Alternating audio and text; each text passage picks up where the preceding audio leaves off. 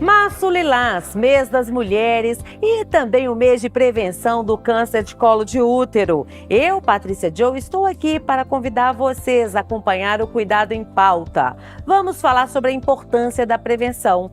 De acordo com o Instituto Nacional de Câncer, o INCA, estima-se que até o fim de 2025, mais de 17 mil novos casos serão diagnosticados. Em Belo Horizonte, tivemos 372 internações pela doença e 62 mortes no ano passado, de acordo com os dados da Prefeitura da capital. Já em Minas Gerais, segundo a Secretaria Estadual de Saúde, tivemos 1.628 casos registrados em 2023 e até agora, 2024, tivemos 34 casos. Para falar sobre a prevenção do câncer do colo de útero, eu converso agora com a doutora Angélica Nogueira. Ela que é médica oncologista do Grupo Oncoclínicas e também professora da Universidade Federal de Minas Gerais. O Cuidado em Pauta está começando. Confira!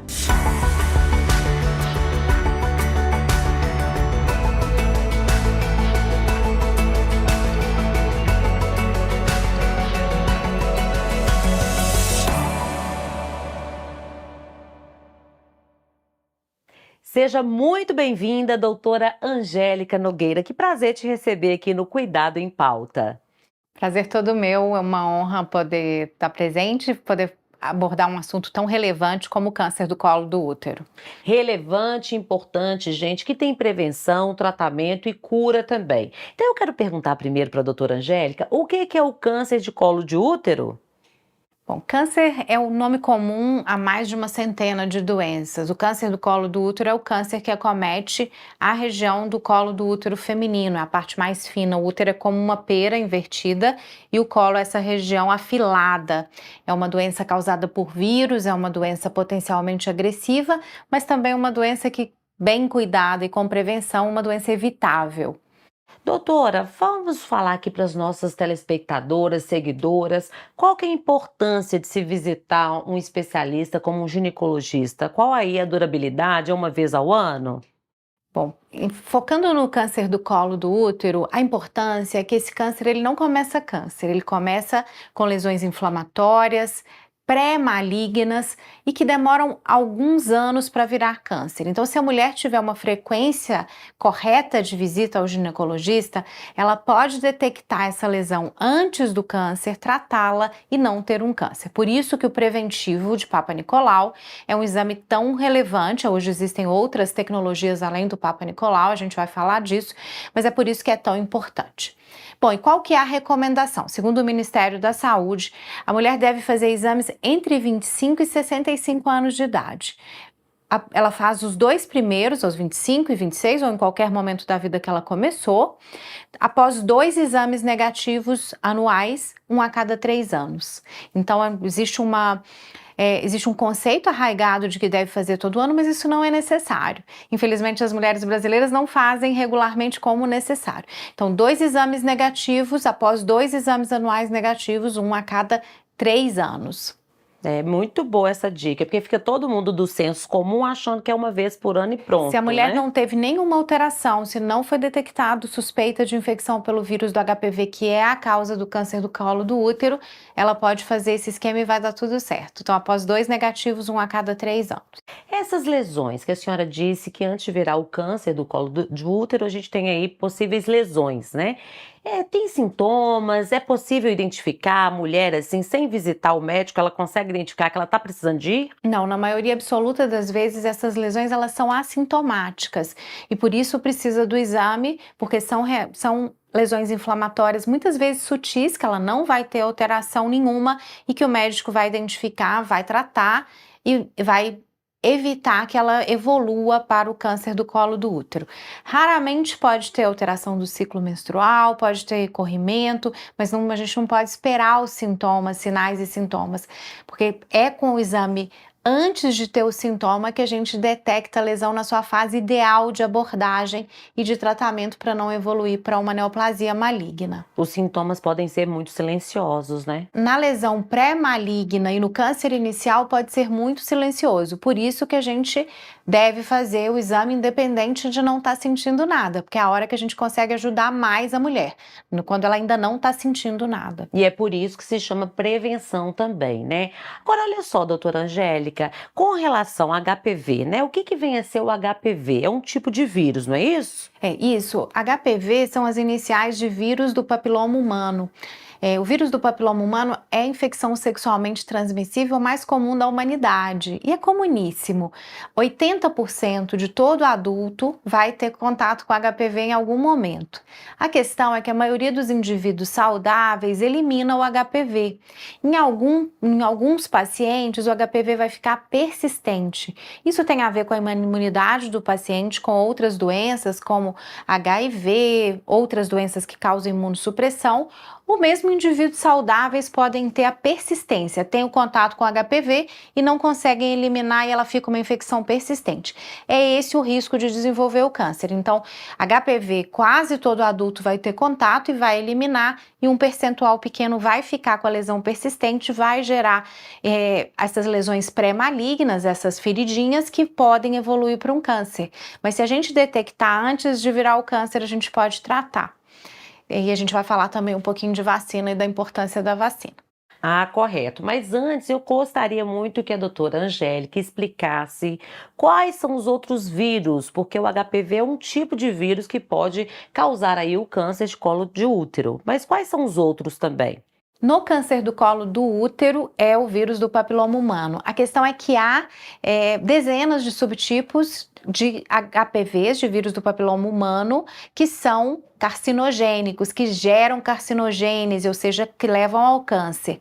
Os principais são os tipos 16, 18, 31 e 33, então eles são numerados. Existe mais de uma centena de vírus de HPV e muitos deles, algumas dezenas, estão relacionados ao câncer.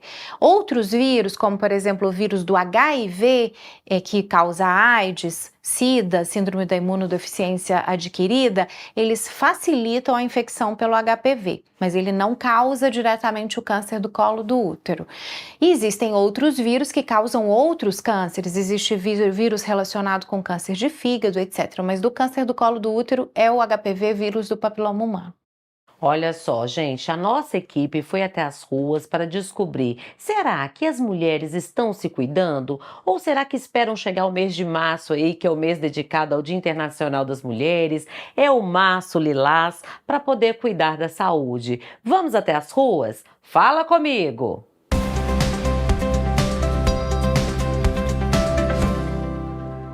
Sim, eu vou ao ginecologista regularmente, faço todo o meu acompanhamento pessoal, tanto na época de adolescente quanto agora que eu tive filho recentemente também. Então eu fiz todo esse acompanhamento, sim, com o ginecologista. Eu fui incentivada desde cedo porque quando eu comecei a conversar com a minha mãe sobre relação sexual, sobre querer começar a ter relações sexuais, minha mãe logo, pronto, já me mandou para o ginecologista, foi comigo, para que eu pudesse fazer o contraceptivo correto, então foi desde nova. Não, eu não vou ao ginecologista. Minha mãe, como é assim, criada meio na lavoura, né, não tinha muito acesso, mas aí depois de um tempo, né, que eu vim saber mais, né, que é muito importante ir, né? Sim, eu vou no ginecologista regularmente, no mínimo 2 vezes ao ano e sempre que eu tenho algum problema. Sim, fui incentivada desde cedo, desde antes da puberdade. Sim, eu vou ao ginecologista regularmente, inclusive porque eu sou filha de ginecologista e obstetra, né? E irmão também. Então, desde pequena, eu já vivi no meio, né, no universo feminino de ginecologia. Sim, eu vou ao ginecologista. Desde cedo eu fui incentivada. Bom, gente, que amostra, hein, doutora Angélica? Amostra De boa. 6 pessoas entrevistadas, apenas uma que não tinha o costume de ir regularmente. Bom, isso é bem fora da estatística nacional, então de parabéns às belo-horizontinas, né, se cuidando bastante, e aqui realmente Minas Gerais não é uma liderança nacional de câncer de colo do útero. Há estados ainda no país que o câncer do colo do útero é a primeira causa de câncer na mulher, como no Nordeste, como em alguns estados do Nordeste e da região Norte.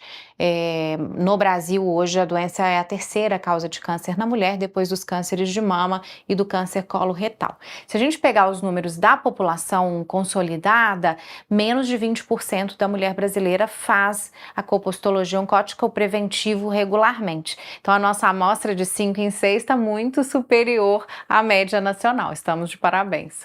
Que maravilha, não é mesmo, doutora Angélica? Agora, de acordo com o Instituto Nacional aí de Câncer, a estimativa até o final de 2025 é que tenhamos aí mais de 17 mil novos casos de câncer de colo de útero, não é isso? Perfeito. Essa estimativa vem do Ministério da Saúde, do Instituto Nacional de Câncer, e para o triênio de 2023 a 2025, são esperados cerca de 17 mil casos por ano de colo de útero, posicionando o câncer do colo do útero como o terceiro em incidência na mulher brasileira. É o terceiro, né, gente? Você vê muita incidência. A gente lembra que em outubro a gente faz a prevenção do câncer de mama, né? E só perde aí para o câncer de mama. E qual que é o outro? É o câncer de intestino, De câncer intestino, coloretal.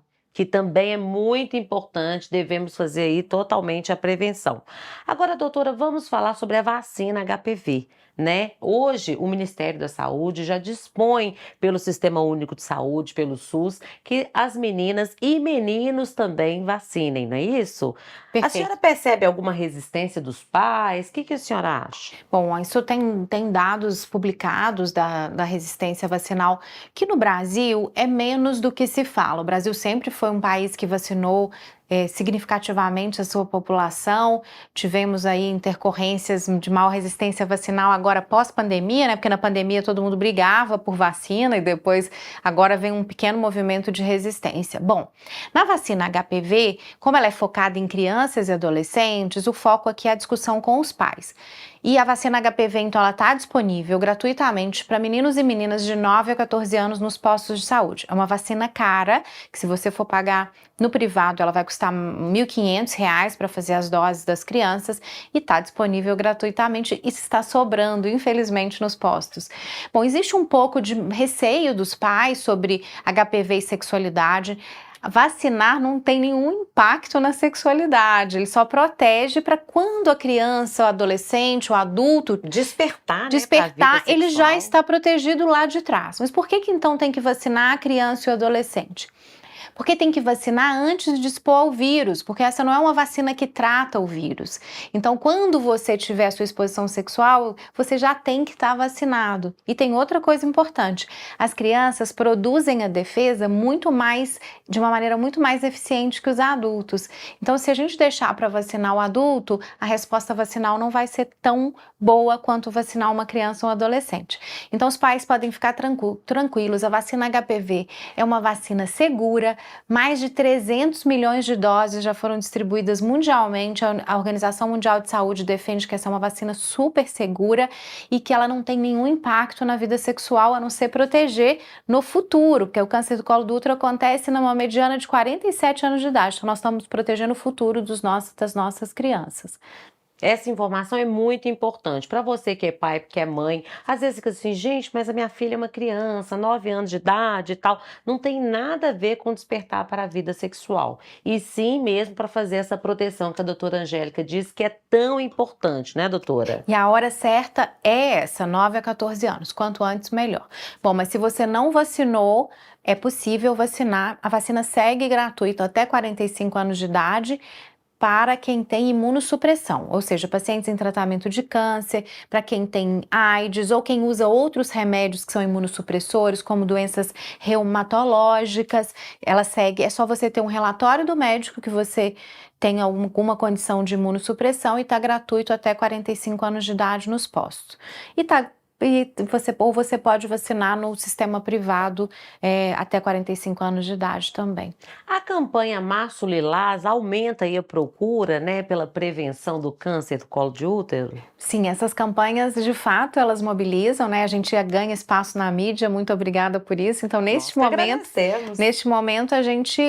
as pessoas que estão nos assistindo, elas lembram que o seu exame está atrasado, eles lembram os homens lembram das suas companheiras, todo mundo pensa nas crianças. Eu falo que cada atividade dessa que a gente faz, se impactar uma família e evitar um câncer, já está valendo, né? É um alerta, né, doutora, para a conscientização. Perfeito. E tem impacto, tá? Existem dados já mensurados, a mensuração é mais do Outubro Rosa, e há um aumento significativo da realização de mamografias no Brasil durante o Outubro Rosa e na sequência do Outubro Rosa. E a nossa equipe Cuidado em Pauta voltou até as ruas para saber, será que as pessoas estão preocupadas aí com a vacinação? A vacina do HPV, será que está sendo procurada aí? Vamos às ruas? Povo fala!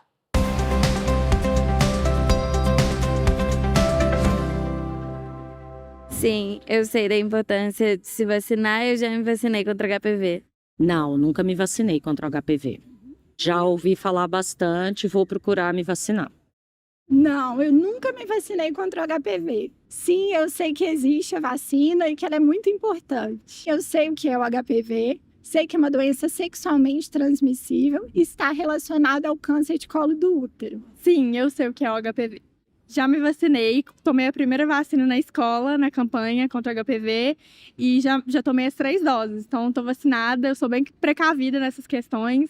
Estou sempre, assim, indo no posto de saúde e procurando me vacinar de tudo que tiver possível.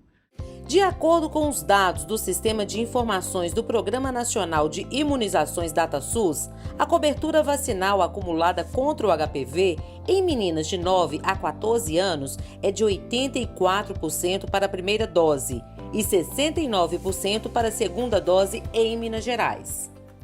Bom, doutora, saber e não fazer é o mesmo que não saber. Tem gente que sabe da vacina, já ouviu falar, tem informações, mas não foi se vacinar. E aí, essa é uma realidade? Essa é uma realidade em várias coisas, né, do país. Remédio na caixa não faz efeito, né? A gente tem que aplicar. E essa vacina, ela não evita só o câncer do colo do útero. São vários os cânceres HPV associados. Câncer de vulva, vagina, pênis, canal anal, orofaringe. Então, se a gente evitar a circulação desse vírus aos moldes que acontece hoje, a gente vai evitar também outros cânceres. A gente viu que a nossa população está bem informada. Todas as mulheres conheciam a vacina, que ela é de extrema importância. Bom, o que eu entendi ali é que as 2 primeiras pacientes, como estavam fora da faixa de vacinação quando começou a vacina no Brasil... A vacina é nova? A vacina é super nova. Em 2009 começou a vacina na América Latina e a vacinação começou no Brasil em 2014. Então, em 2024, comemoramos 10 anos da vacinação HPV no Brasil. E no primeiro ano, só um ano a vacinação foi na escola, que foi no ano de 2014. Então, a última entrevistada deve ter pegado essa vacinação da escola. E quando vacinamos na escola, a cobertura vacinal foi de 94%, ou seja, a adesão foi altíssima. Tirou a vacina da escola no ano seguinte, caiu. Por quê? Porque adolescentes, crianças de 9 a 14 anos não vão ao posto de saúde de rotina, como um bebê. Então, a nossa logística de vacinação no Brasil pode melhorar. Então, enquanto o governo não volta com a vacina para a escola, mães, tios que cuidam de crianças, se você tem crianças ao seu redor, tem que ir ao posto de saúde para vacinar. Então, é exatamente o que as entrevistadas falam. Bom, e se você está fora dessa faixa etária, é o que a gente comentou anteriormente. Você pode fazer no sistema privado ou até 45 anos, se for imunossuprimido. Vale muito a pena. Olha só, gente, a doutora Angélica disse tudo sobre a prevenção, mas agora eu quero saber sobre o tratamento. A mulher que descobriu que tem aí o câncer de colo de útero. E agora, como é feito o tratamento?